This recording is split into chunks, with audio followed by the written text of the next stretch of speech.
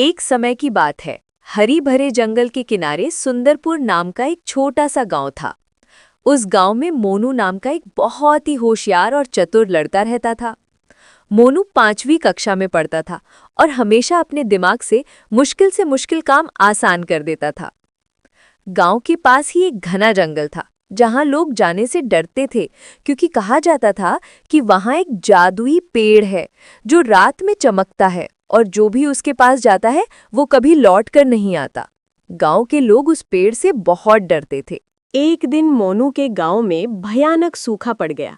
न खेतों में फसल उगी, न कुएं में पानी रहा। लोग परेशान होकर भगवान से प्रार्थना करने लगे।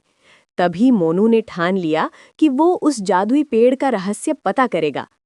उसके दादा ने बताया कि बहुत साल पहले वो पेड़ एक साधु ने लगाया था और उसमें जादुई शक्ति थी जो सच्चे दिल वाले की मदद करती थी।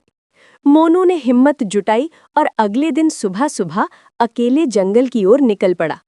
रास्ता लंबा और डरावना था। पेड़ों के बीच से अजीब अजीब आवाजें आ रही थी, पर मोनू नहीं डरा। चलते चलते वो एक बड़ी खुली जगह पर पहुंचा, जहां वो चमकता हुआ पेड़ खड़ा था।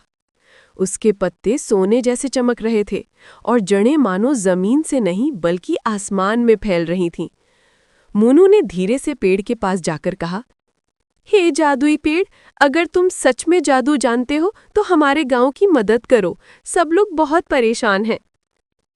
अचानक पेड़ से एक मधुर आवाज आई, बेटा, मैं केवल सच्चे दिल वाले की मदद करता हूँ।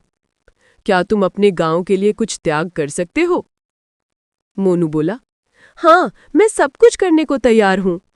पेड़ मुस्कुराया और बोला, तो अपनी ये पानी की बोतल मुझे दे दो। मोनू ने तुरंत अपनी आखिरी बोतल पेड़ की जड़ों में उंडेल दी। कुछ पल में वहां से मीठा पानी फूटने लगा और एक झरना बन गया। वो पानी जादू की तरह पूरे गांव तक पहुंच गया। कुएं फिर से भर गए, खेतों में हरियाली लौट आई और गांव वाले खुश हो गए। जब सबने मोनू से पूछा कि उसने ये कैसे किया, तो मोनू बस मुस्कुरा कर बोला, अगर दिल सच्चा हो और इरादा नेक, तो जादू खुद ब खुद हो जाता है। उस दिन के बाद से मोनू पूरे गांव का हीरो बन गया।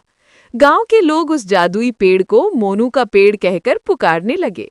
सीख: अगर हम सच्चे दिल से दूसरों की मदद करना चाहें तो प्रकृति भी हमारी मदद करने लगती है। सच्चाई और साहस से बड़ा कोई जादू नहीं होता। ऐसी ही मज़ेदार कहानी देखने के लिए हमारी चैनल को सब्सक्राइब कीजिए और घंटी को दबाइएगा। धन्यवाद।